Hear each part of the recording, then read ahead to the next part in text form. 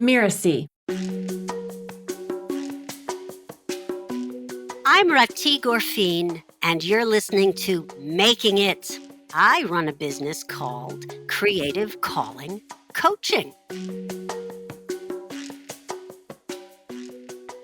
When I was a child, I wanted to be an actress, an actor, actress, whatever. And many years later, I think I was 12 years old, sitting on the stage as one of the children in The King and I. And of course, that was an easy part. You just had to sit there. But I still had the focus of the audience on me and adulation. And it occurred to me then, yes, this is where I belong, right here. And flash forward to when I was 16, I was the company apprentice for the Yale Summer Cabaret Theater. And I remember sitting on the stage the night Nixon got peached. And, this was after a performance, and lying on the floor with their chins in their hands were the likes of Meryl Streep and Christine Estabrook. And they were not known at that point. I don't know if it's funny or sad, but in one of the productions, I got to play a corpse. It was The Real Inspector Hound by Tom Stoppard. And I was the best corpse. Meryl Streep was playing the lead, and in a long lame gown, as I remember it, flouncing across my legs for an hour and a half. And I didn't breathe for an hour and a half. I mean, I was a corpse. And afterwards, I ran up to my father and I said, "So, what'd you think?" And of course, I was hoping he would say, "You were amazing. I didn't see you move once." But instead he said, "That blonde gal," meaning Meryl Streep, "is gonna make it." Well, so I made a decision, we form these beliefs in life. And I always like to say that a belief is an opinion that you've mistaken for a fact. So the fact that I formulated was, if I'm ever going to be an actress, I better be as good as Meryl Streep. And that was not a good place to start out an acting career from, actually. I came to New York at the age of 17. I went to NYU, what is now the graduate acting program at NYU Tisch School of the Arts. At the time, it was a conservatory program, but it was both undergrad and graduate, and I was far too young. But I got into that program, and it was the 70s, so there were no boundaries. There would be class action suits all over the place with the behavior of a lot of those teachers today. And when I got spat out into the acting world, I still had no tools as a human being. I mean, I could act very well. I think I'm a pretty good actress, but the business of acting is a whole other thing, and it crushed me. So I instead moved into this ashram. I fell in love with this guru type person, but it was a great move. I literally believe it saved my life. 1980, AIDS epidemic had begun. I was a wild little thing. And it was good to get some life skills and be somewhere where people didn't identify me solely by my profession. They didn't identify me solely as an actress. I didn't identify myself solely as an actress. It was my first experience of unconditional love, really. But eventually, the tension between the guru's vision and my vision of my life became too taut. And I started acting out. It was a celibate community. I mean, it was a nunnery. It is actually now a very famous, world-renowned health center up in Lenox, Massachusetts. I spun off and came back to New York to be an actress. And I actually started working. I became a stand-up comic. And in 2003, I hung my shingle out as Creative Calling Coaching and started to build my coaching business. And fast forward today, I am a coach for creative professionals who find it hard to get anything done. I help them focus. Back in 2016, I was making $19K, okay? Not a lot of money. And I came across a business coach named Monica Shaw.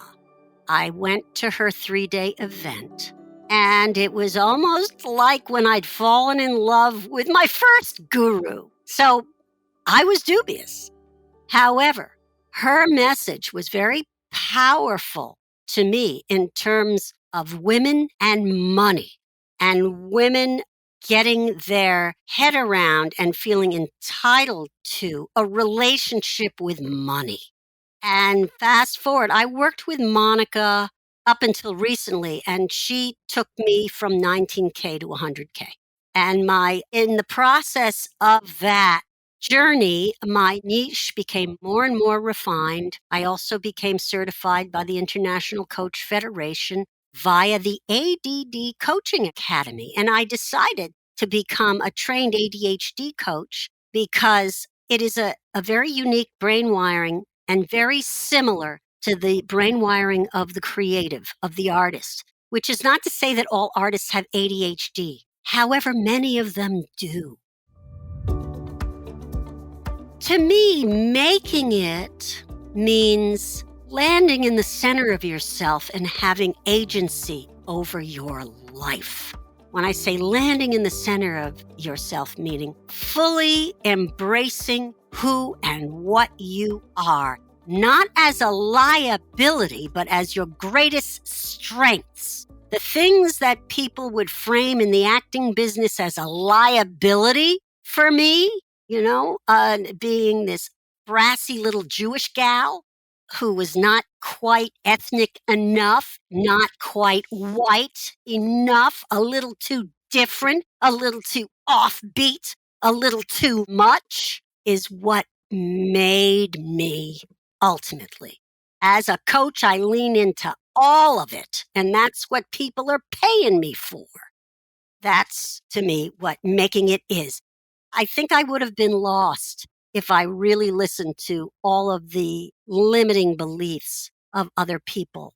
If I had gone and tried to make myself look like Reese Witherspoon by getting a nose job or, all this other nonsense. Making it is being okay with who you are and leveraging your strengths.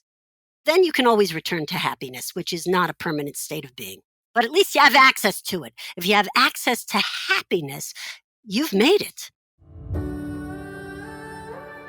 Because of all the unfortunate mythologies in the culture about what making it is. In the culture, making it as an actress is being Meryl Streep. It's all or nothing. If I can't play guitar like Segovia, I won't play guitar at all. And that is toxic and very unfortunate. So you end up having folks like myself and thousands of others who are very talented people, but it's not our karma. We don't, to be Meryl Streep. And so we have to knock around, get knocked down, have our hearts broken. And that can take some time until we finally evolve enough as humans to recognize that we are enough. So here I am. I'm at a point in my life where many people are, retiring. But that's the story, I believe, for creatives. And the sooner you can get over that horrible mythology that fame equals making it, the sooner you can have a life. That's my belief. I'm Rahti Gorfien, and you've been listening to Making It. You can find me at creativecallingcoaching.com. That's one word. And you can also check out my link tree at Coach Rahti, which you'll find in the show notes. Thanks for listening. Making It is part of the Mirasee FM podcast network, which also includes such shows as Course Lab and Once Upon a Business. This episode of Making It was produced by Danny Bermant and Geoff Govertsen. Cynthia Lamb is supervising producer. Danny Eni, that's me, is executive producer. Post-production by Post Office Sound. To catch the great episodes that are coming up on Making It, please give us a follow on Apple Podcasts, Spotify, or wherever you're listening right now. And if you like the show, please leave us a starred review. It's the best way to help us get these ideas to more people. Thank you, and we'll see you next time.